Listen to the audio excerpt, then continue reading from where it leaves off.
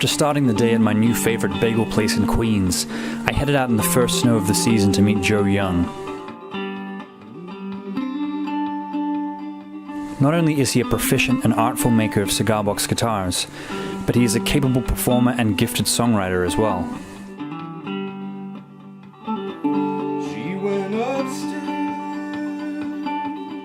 to make her bed, and not one word to her mother said. Her mother, she went upstairs too, said, daughter, dear daughter, what troubles you? Oh mother, I cannot tell that railroad boy I love so well. I asked Joe about the history of the instrument and why anybody would want to make a guitar out of a cigar box in the first place. When cigar box guitars first came into existence, I mean, it was really like the 1840s, right? Before that, cigars were hauled in big crates. Okay. And because of like new tax laws and tariffs and things, they had to be shipped in smaller containers. But they could still ship, so they started making smaller boxes to ship inside the big crates. Right. Okay. So when cigars originally came in like boxes of 100 or 200, they started coming in boxes of 10 and 20, and so you started getting, you know, little boxes. Yeah. Okay. This is one. This is one that's kind of en route. Yeah. to Nice. becoming something. Yeah. Great. And so, yeah, and I mean the easiest components to find were like logs and broom handles. So they'd start on they just throw a broom handle onto a cigar box, use the box as a resonator, stretch a string across, and take a knife and just kind of at the start of, you know.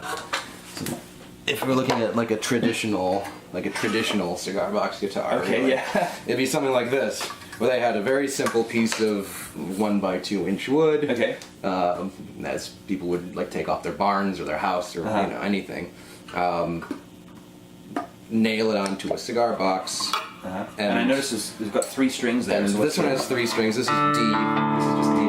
Okay. Yeah. Nice open. You can do anything. I mean, you can do any real combination. That's kind of like the magic of it, is trying to figure out which strings you want to use and which tuning and.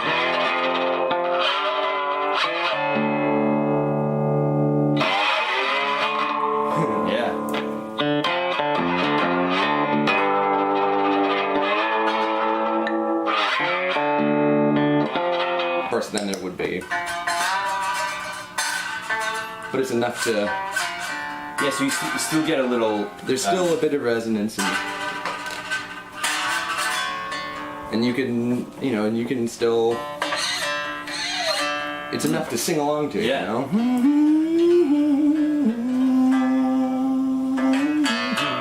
So they think, guys like Robert Johnson and some of those old, Furry Lewis and some of these old, real old school kind of Delta blues players would really start when they were kids, playing around, figuring out what to do. Just here's some strings, here's a box, here's a piece of wood. There are limitations, tonally to it, but within those limitations, you find like the heart of the instrument. Right. It's sometimes the simpler the instrument, the more kind of heart you can get out of it.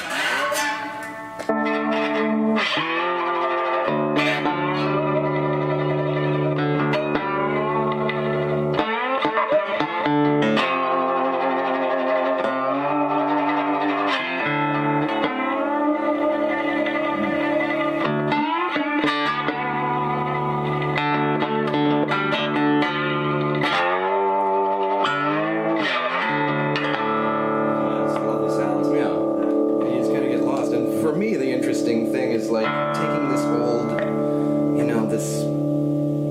this instrument that was created out of necessity, really, that has this kind of old type of sound, this haunting kind of, you hear the past,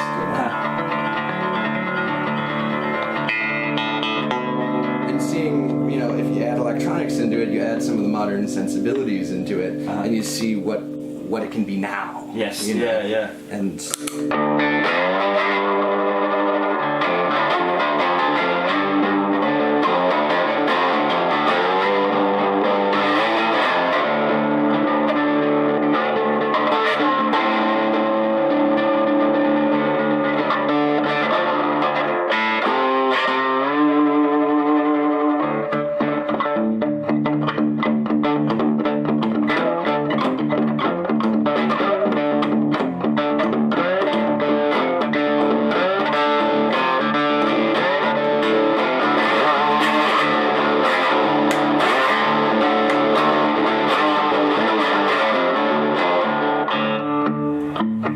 there's this kind of crazy dynamic that can happen when you suddenly just start playing differently and hearing different things.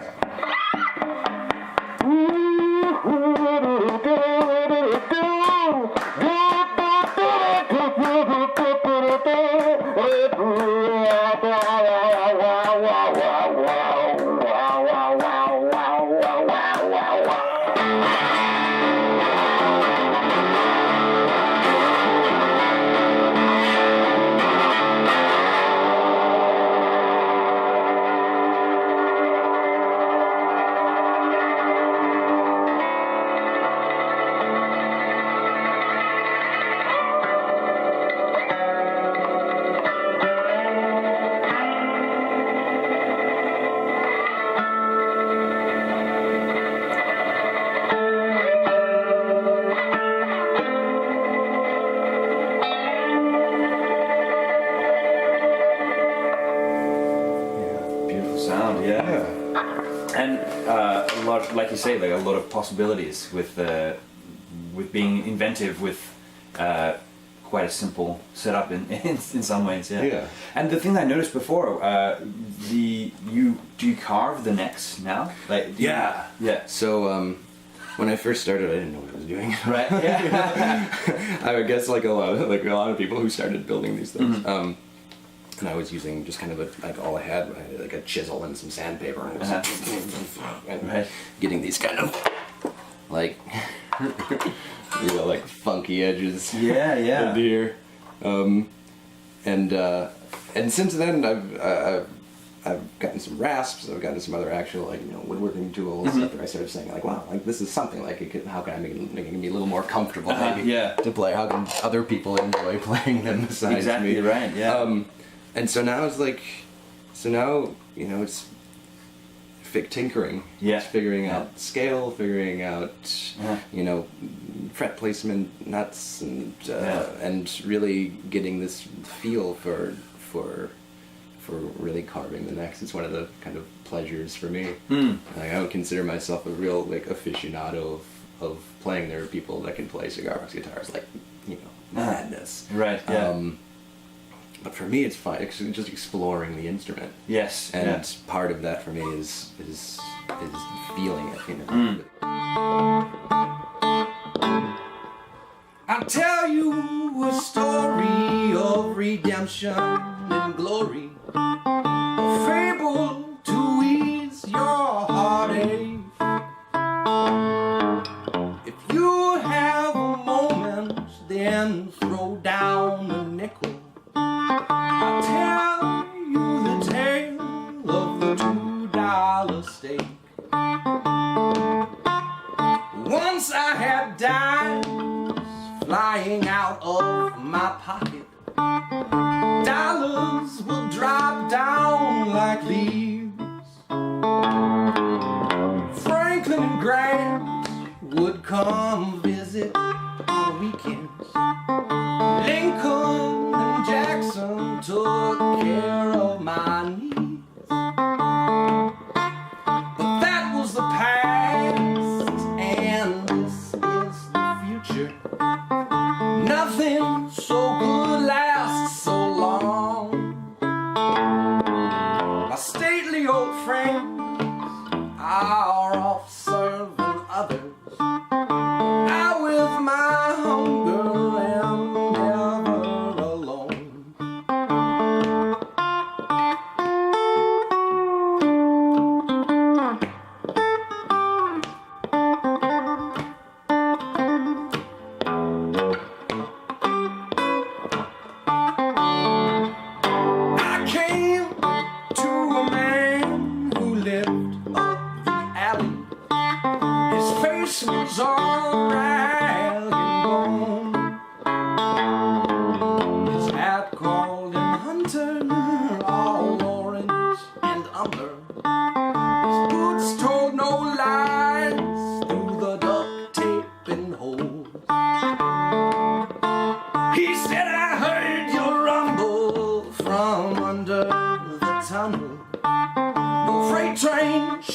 ever so hard.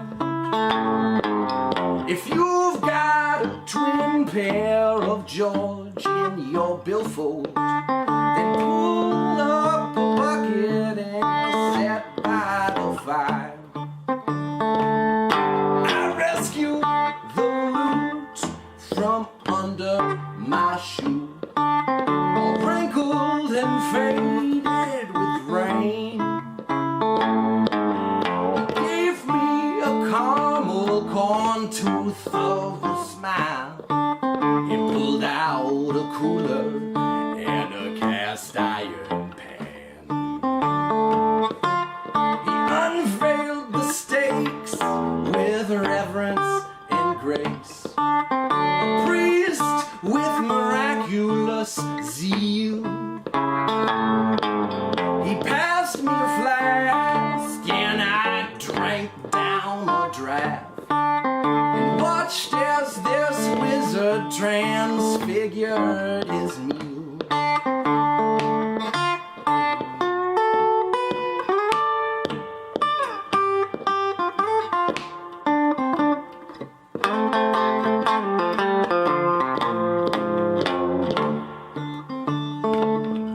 We ate and we laughed, and I begged for his secret to making a steak taste so fair. If you tell me true, I will be your disciple and sing in your church of carnivorous prayer. He said, smother with salt, let it sit for an hour, garnish with garlic and sage. Stoke up the fire and scoop off the water, and you'll have the greatest $2 steak. You'll have the greatest $2 steak. You'll have the greatest $2 steak.